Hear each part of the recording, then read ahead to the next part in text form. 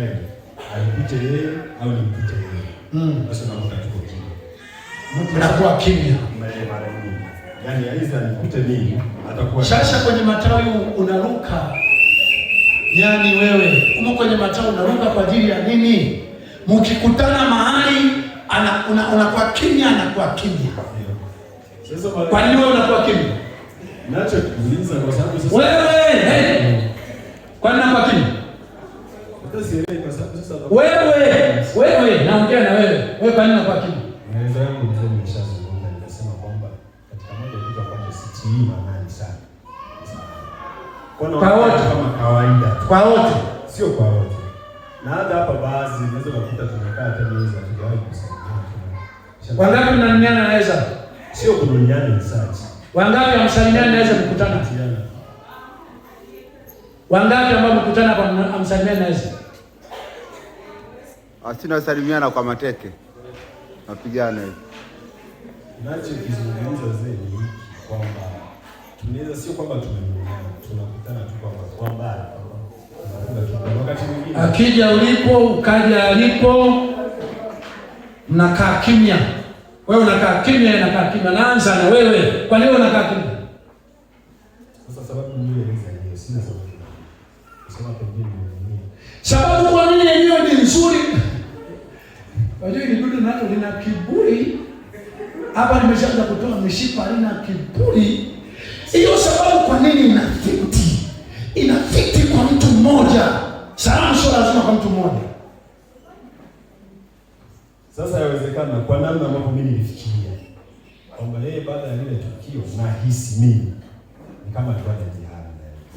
Yaani baada ya kwamba kuogopa kabisa, hiyo mimi nahisi. Sina majibu ya moja kwa moja. Ulimuona ni shetani nahisi. Ulikuwa na kwa sababu mtu anataka kuogope ikiwa ametenda kosa.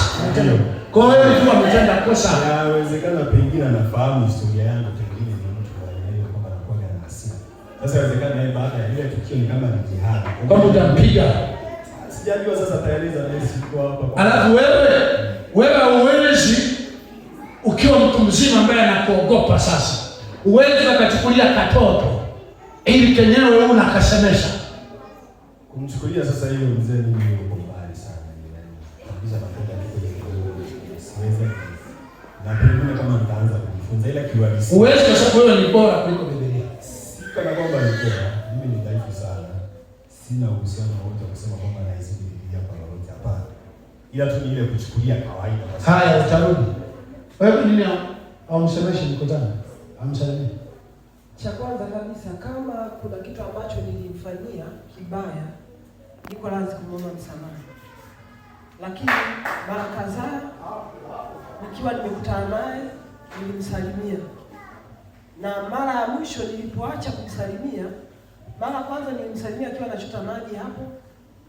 Alikuwa anaitikia akiwa na mama tu, nikisema Bwana Yesu asifiwe, nikimkuta pale ofisini. Basi nilimkuta anachota maji hapo. Bwana Yesu asifiwe mtumishi. Akaangalia huko. Akaendelea kuangalia huko. Mara ya pili nikakutana naye hapo mlangoni. Bwana Yesu asifiwe. Tukiwa wawili hakujibu. Sasa mimi mzee nadhani najua unafiki wa kusema tukiwa wawili tusisalimiane, alafu nikiona wako na mama ndio niseme kakaeze. Hapana. Nikaona ni heri nionyeshe uhalisia wa kwamba hatuongei kama alivyozamilia. Ila swala la kwamba namuogopa, sijamuogopa na simuogopi. Ningewaogopa kipindi wamefanya ujinga, niliwaita na mtumishi Besa mle ndani na nilimwelezea nikasema tulishayaona wewe na Jessica, tulishayaona wewe na Aneti, lakini hatakuwa na zile roho za kusema sisi tuwasaidie. Lakini sasa naamua kuwasaidia nikiwa nimeshika kibindo. Sijazamilia kukuambia hili neno. Nimesema kwa sababu nimeshika kibindo, moyo wa kubadilika umekuwa mwingi. Nilieleza sana na akiwa mtumishi Besa hapa anafahamu na yeye anajua haya. Ila kwamba najihami afanye kosa yeye, mimi nijihami ni kitu ambacho asahau na asijue kusema. Ila kama mimi nilikosea kusema hivyo, na mzee ulizisoma zile message, niko madhabahuni hapa nimuombe msamaha. Kwa sababu sijakusudia kuishi maisha ibada, nikapita kununiana. Sembuse huko nje hatununiani na watu. Tunatamani tuwe baraka hata jirani zetu. Hata kama ametofautiana nitamuuliza kwa nini hatusalimiani. Atasema mtumishi, basi samahani labda hivi. Sasa hiyo ndugu yangu huyu mtumishi Eze nimetoka naye mbali mzee. Ulikuwa niacha naye mimi huko ndani. Tunakuwa wahubiri wawili. Na yeye hapa anafahamu ni mtu wangu wa karibu sana. Na mengi tulikuwa tunaongea, hata kama nasafiri ananiambia Karune naondoka. Nilikuwa sehemu ya kumwona kama mdogo wangu, kwa sababu hata miaka ni mzidi. Ni kama mdogo wangu, lakini kufikia kwamba kumkataza ili hapana, mlipofika vibaya, ikawa sababu ya kututenganisha na kushinda kusalimiana. Sikutamani niendelee kuishi kinafiki kwa sababu wako na mama ndio niseme mtumishi Yesu asifiwe. Nikasema hivi, huyu simuulizi maswali. Mnaniona na upendeleo na muogopa kwa sababu yeye ana mponga.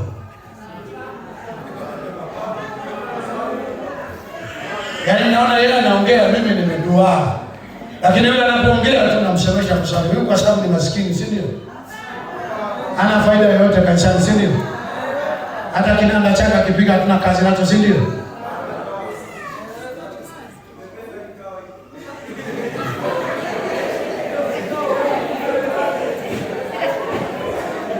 Jitihada za kusaidia nimefanya sana.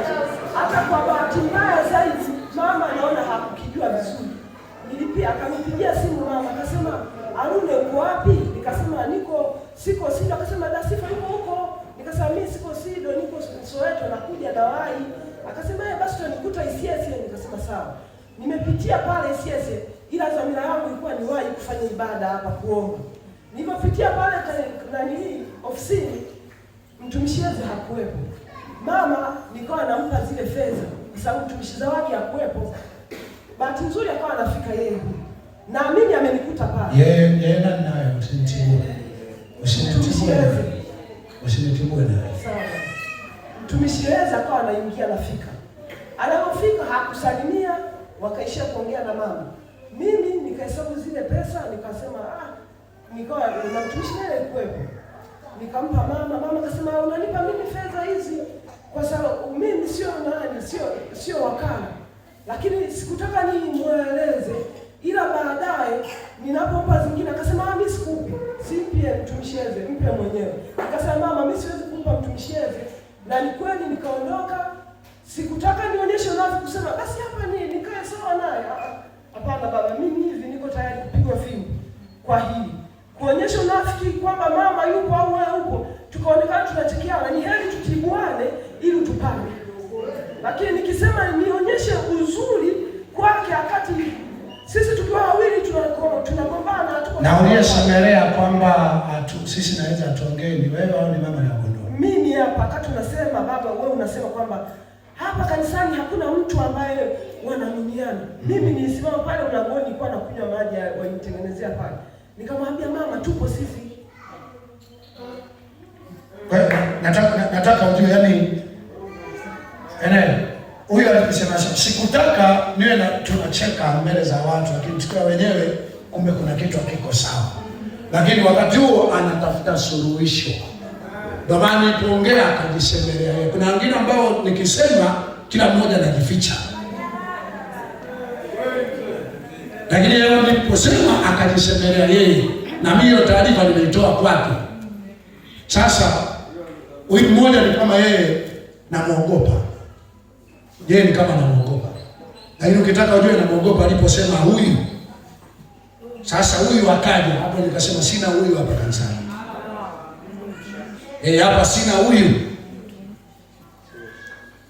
Sasa mtu mkubwa sana. Hebu kanusha. Kwa sababu mbaya wewe ni mkubwa, mimi ni mkubwa. Kwa hiyo jua ukiitwa paroko, ukutana na mchungaji ni wale. Yeye paroko, wewe paroko. Uongo uko kiasi gani? Kwenye hayo yote ni pointi. Yote ama kwenye pointi gani? Chambua popote. Yaani cha msingi mimi niseme tu kwamba pengine sasa mimi nayo sema kwamba na matatizo ya kujiongeza sana. Mimi nilipo aliona ile tatizo sikuona kama lina shida sana kwa nilichukulia kawaida. Na hata hivyo kama nilikuwa pengine lina nguvu sana, jana nisingetoka kuipelekea nyumbani. Niletewa taarifa na Zalaya kwamba mtumishi anataka hela kwa ajili ya kwenda kuchukua mtu Hebu naomba niambie katika aliyozungumza Haruna uongo uko wapi? Katika aliyozungumza sikumbuki sana kwenye pointi moja.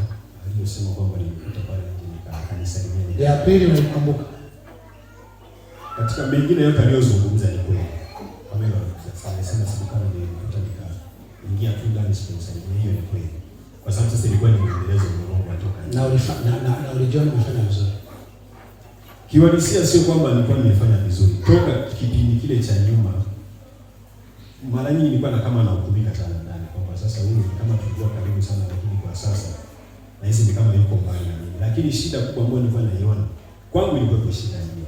Lakini sasa kilichokuwa kinanipelekea nile akija kujiongeza kwamba yawezekana huyu naye baada ya hili tukio. Unafahamu kinachoweza kufanya mtu awe mbali ni nini? Mtu na mtu ni nini? Kiuhalisia ni makosa msema. Ni makosa. Yaani moja kishamkosea kinaweza automatically kutoka. Lazima kila mmoja atakuwa na njia yake. Unafahamu kinachoweza kuwafanya waendelee kuwa mbali ni nini? Kinachoweza kuwafanya waendelee kuwa mbali, cha kwanza, mmoja akikosekana wa kushuka kati yao wawili. Wa kushuka ni upi? Yaani mara nyingi kwamba cha kwanza kugundua kosa. Yaani hata aliye ambaye akukosea naye mmoja wapo ashuke. Wanachokisemea kwamba ikishagundulika kosa, mwenye kosa lazima ashuke. Ikishagundulika. Hapa tu mwenye kosa alikuwa nani? Sasa mimi niseme kwamba mwenye kosa ni mimi, niseme. Naomba mnisamehe. Mwenye kosa ni mimi.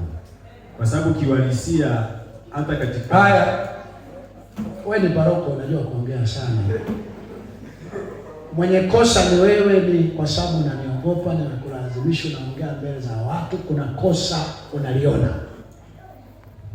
Kwa sehemu naweza nikasema kwamba kuogopa siwezi nikaogopa mzee, mimi siwezi kuogopa. Kwenye kuongea mimi naweza kuongea nikanisha kwenye. Sijaliona kosa kwa sababu mimi niko hapa mbele za watu. Nimeliona kosa nikiwa peke yangu. Kwa sababu moja kitu ambacho nilijiuliza kwamba kwani kabla ile tukio tulikuwa tunaishi kwamba tulikuwa hatuna shida hiyo. Lakini mbona ni kama baada ya tukio sasa ni kama tumekuwa mbali, kuna shida gani? Kwa pale nilitokea pale ndio nikaanza kujipeleza, inawezekana shida ipo kwangu. Kwa sababu kiuhalisia huyu hawezi akaniogopa. Kwa yaani wewe kwenye maeneo yote hayo palihitaji na kujipeleleza. Yaani palihitaji, unajua ndio wimbo mneno peleleza ndani. Yaani wewe kabisa ulivyotoka nyumbani kabisa Mungu akupeleleze kweli. Kwa nini kwa mmefanya? Kwa hiyo wewe katika hizi issue zote zilizo clear hivi.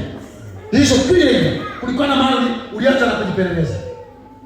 Sasa kujipeleleza kwangu ni kujua kiini cha kosa hasa kiko sehemu gani. Kwa sababu najaribu kuangalia matukio ya nyuma kote kwamba katika matukio yote yaliyotokea nyuma kule kuna mtu nilivunia, kuna mtu nilimsakizia. Kweli unakuwa ni kwamba hakuwepo mtu ambaye nilimsakizia. Sasa iweje kwenye tukio hili kaonekana mtu ambaye kama kazungumza alafu nikumbuka. Kwa katika hali yoyote nilikuwa kwenye jitihada ya kutaka kuisemesha. Na ndio maana jana nilipata huko. Ingekuwa kwamba sina jitihada kwamba kosa silioni nilizika. Sio jana ulimfuata kwa sababu tayari umeona mimi nimekiwasha. Hapana mzee, cha kukiwasha mimi sikukumbuka. Miezi yote hiyo. Ile tukio ni nyuma sana. Ni nyuma. Mwezi wa kwanza, kwa sababu mimi sikuwepo mwezi wa 12 wa kwanza wewe ndio nilikiwasha. Toka muda ule. Alapote umekuja kujipeleleza jana. Sio kujipeleleza jana. Kuna mazingira mengine yanaweza kujipeleleza ila kutoa maamuzi kama na changamoto. Kwa kujipeleleza sijaanza jana. Haya leo katika maeneo mengi nilikuwa natafuta ni namna gani sasa nizungumze. Leo umejua kuna kosa maana. Kosa nimeliona. Kosa piga magoti, mwambie dada Harune naomba unisamehe.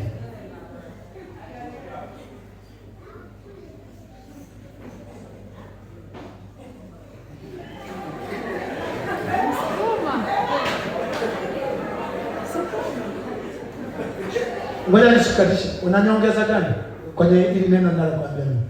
Niongeza ipo mzee. Haya, piga magoti, sema dada Harune. Yaani hata kama ungesema uchukue na fimbo anichape mimi baraza, sina shida. Sasa sifanya tu neno kuambia niishe.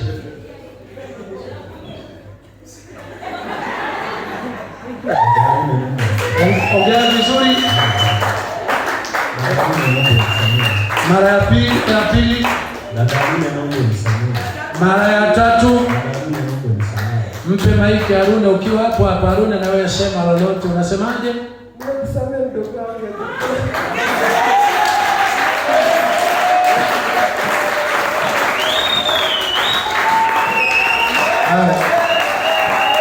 Msirudie tena upumbavu huu. Msirudie tena. Nendeni mkakae.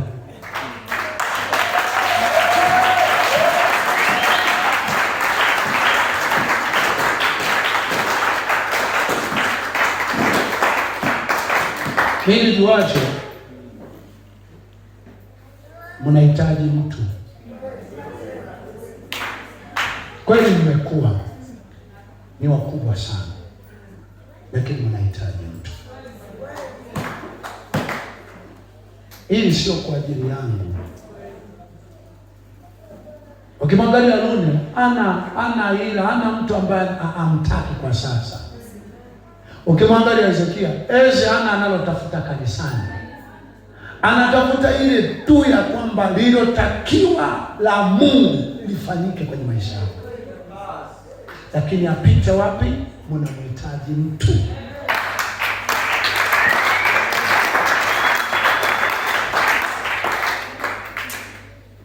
Sifanya nijionyeshe mimi ndo baba.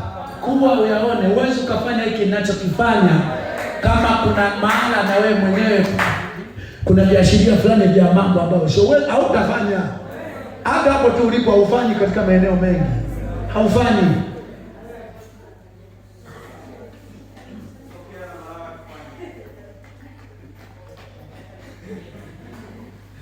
Kwani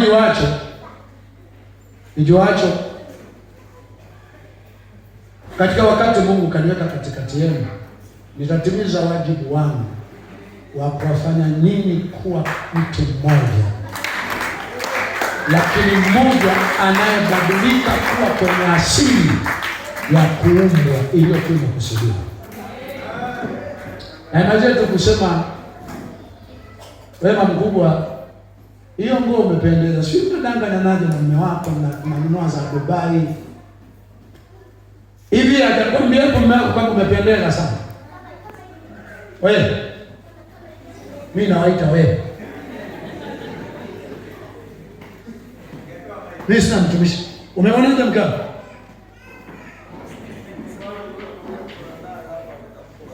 Mpe maiki.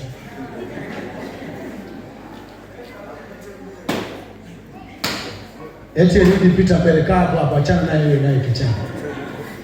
Umemwonaje mke wako? Umemwonaje?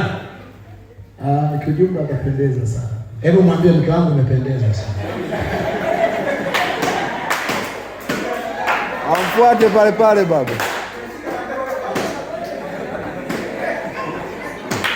Sisi hatuna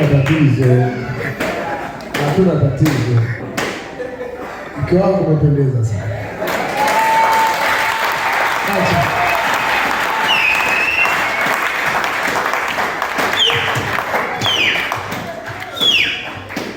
Bwana asifiwe.